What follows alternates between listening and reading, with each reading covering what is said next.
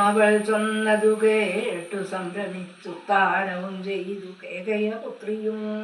ചിത്രമായൊരു ചാമീകരനുപുരം ചിത്തമോദേന നൽകിയിടിനാൾ ആദരാൽ സന്തോഷമാർന്നിരിക്കുന്ന കാലത്തിങ്കൽ എന്തൊരു താപാമുപാഗതമെന്നു നീ ചൊല്ലുവാൻ കാരണം ഞാനറിഞ്ഞീലാതി ഇല്ലൊരവകാശം ഏതും നിരൂപിച്ചാൽ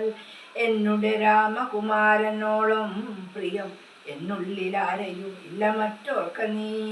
അത്രയുമല്ല ഭരതനേക്കാൾ മമ പുത്രനാം രാമനെ സ്നേഹമെനിക്കേറും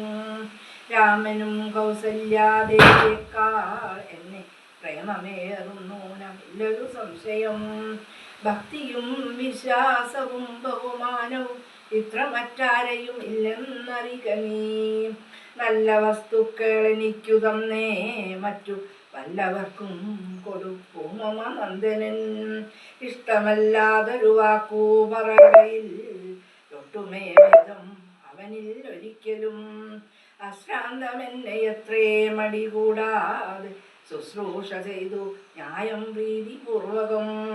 മൂഢേ നിനക്കെന്തു രാമങ്കൽ നിന്നൊരു പേടിയുണ്ടാവാൻ അവകാശമായതും സർവജനപ്രിയനല്ലോ മമാത്മജൻ നിർവൈരമാനസൻ ശാന്തൻ ദയാപരൻ കേകയപുത്രിതൻ വാക്കുകൾ കേട്ടള